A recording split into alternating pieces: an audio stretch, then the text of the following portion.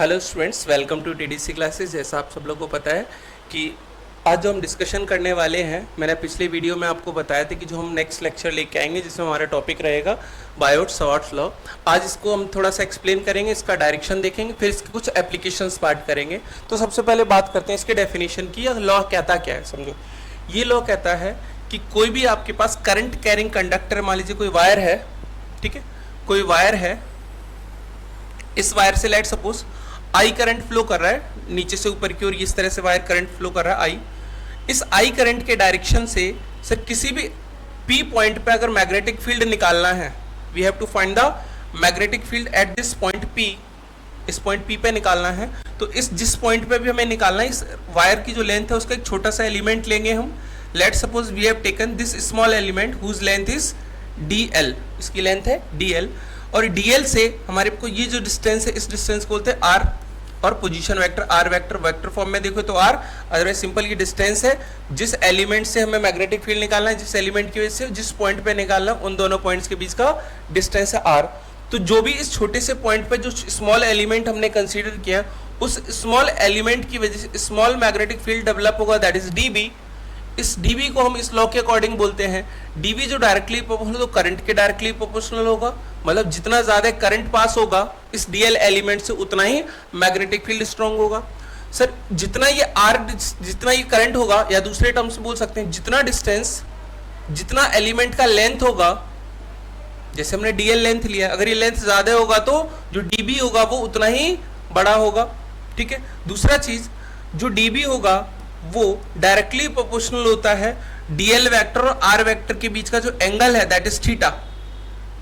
जो इनके बीच का एंगल है दैट इज थीटा, इस थीटा के साइन के प्रोपोर्शनल होता है, that is DB is directly proportional to sine theta. And the last statement of Biot Savart's law, ये दो साइंटिस्ट थे अलग अलग, जहां पे डीबी का लास्ट स्टेटमेंट कहता है कि जो मैग्नेटिक फील्ड होगा वो इनवर्सली प्रोपोर्शनल होगा to the square of the distance between them. जहां पे आर जो वेक्टर है वो डीएल लेंथ, जो हमने डीएल एलिमेंट का एक छोटे से स्मॉल लेंथ का एलिमेंट लिया, उसके और पी पॉइंट के बीच में, इन सभी को मर्ज करेंगे तो हमारे पास जो इक्वेशन बनेगी डीबी की, that becomes d b is directly proportional to i d l into sine theta upon में आर स्क्वायर। इस प्रोपोर्शनलिटी साइन को हटाएंगे तो कॉन्स्टेंट लेके आते हैं जिसको हम लिखते हैं म्यू नॉट अपॉन में 4 पाई। ये हमारा कांस्टेंट है, म्यू नॉट अपॉन में 4 pi into i d l into sine theta divided by r square. ये हमारे पास आया, म्यू नॉट है आपके फ्री स्पेस का परमेबिलिटी, ये हमारे पास रिजल्ट आ गया d b equals to mu naught i d l sine theta upon में 4 पाई आर स्क्वायर। यहाँ पे जो मैग्नेटिक फील्ड है स्मॉल एलिमेंट पे वो आर स्क्वायर के डायरेक्ट इनवर्सली प्रोपोर्शनल है, करंट के डायरेक्टली प्रोपोर्शनल और डीएल के डायरेक्टली। ये हमें याद रखना है। जो मैग्नेटिक फील्ड होता है डीबी, जो मैग्नेटिक फील्ड है, इसके बाद इसकी जो यूनिट होती है दैट इज टेस्ला, जिसको हम कैपिटल टी से रिप्रेजेंट करते हैं, या फिर वेबर पर मीटर स्क्वायर। इसकी दो यूनिट याद रखना है, वेबर पर मीटर स्क्वायर या फिर टेस्ला, इसी को यूज करेंगे। दूसरी चीज हमें जो इसमें पढ़नी है वो पढ़नी है डायरेक्शन। हम डायरेक्शन की बात कर लेते हैं।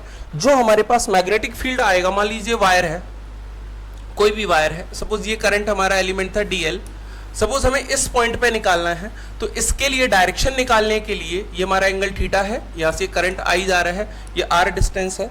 अगर मेरे को डायरेक्शन निकालना है यूजिंग बायोट-सवार्ट्स लॉ, डायरेक्शन के लिए हमें यूज करते हैं right hand palm rule. Right hand palm rule, right hand rule क्या कहता है वो समझो ध्यान से। जिस पॉइंट पे हमें मैग्नेटिक फील्ड निकालना है, मान लीजिए यही पॉइंट है, यही हमारा पॉइंट है, इस पॉइंट पे मेरे को मैग्नेटिक फील्ड का डायरेक्शन निकालना है। करना है क्या है, अपने राइट हैंड को लेना है, जिस डायरेक्शन में मेरा करंट का फ्लो है उस डायरेक्शन में अपने अंगूठे को रखना है राइट हैंड के। तो ये मेरा राइट हैंड का अंगूठा इन द अपवर्ड डायरेक्शन, ऊपर जा रहा है करंट तो ऊपर रखा। जिस पॉइंट पे निकालना उस पॉइंट पे अपने फिंगर्स को टिप को रखना है और कर्ल करना है। जिस तरफ आपका फेस है, ये आपके हथेली का जो फेस है, उस तरफ कर्ल करना है, तो आपकी फिंगर्स किधर जाएंगी, अंदर की तरफ। मींस यहाँ पे जो मैग्नेटिक फील्ड का डायरेक्शन होगा वो इनवर्ड होगा, अंदर की तरफ होगा। सेम चीज अगर मैं ऐसे बोलूं कि अगर मैं वो पॉइंट कंसीडर करूं, मान लो यहाँ पे, let's suppose the point is here, हमने पॉइंट को यहाँ पे कंसीडर किया, इस पॉइंट पे, पॉइंट को इस पॉइंट पे कंसीडर किया, तो क्या होगा, ध्यान सुनो। सर अगर करंट ऐसे जा रहा है तो आपके फिंगर को किधर रखना है, अंगूठे को ऊपर की ओर, जिस डायरेक्शन में करंट जा रहा है, करंट ऊपर जा रहा है तो ऊपर की तरफ रखना है।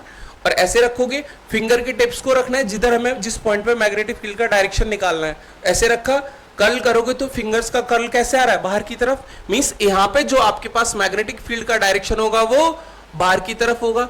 यहाँ पे जो हमारे पास रिप्रेजेंटेशन होता है इनसाइड और आउटवर्ड डायरेक्शन का, वो हम इस तरह से लिखते हैं। जब भी मैग्नेटिक फील्ड अंदर होगा तो उसको क्रॉस से दिखाएंगे, that is inward direction. Inward magnetic field का डायरेक्शन होगा तो कर्ल क्रॉस से दिखाएंगे। आउटवर्ड के लिए जो हम दिखाएंगे दैट इक्वल्स टू आपके पास डॉट लगा के एक सर्कल बनाएंगे, इनवर्ड आउटवर्ड के लिए, ये इनवर्ड के लिए। ये हमें डायरेक्शन याद रखना है। इसके एप्लीकेशंस हम नेक्स्ट वीडियो में देखेंगे। तब तक के लिए थैंक यू।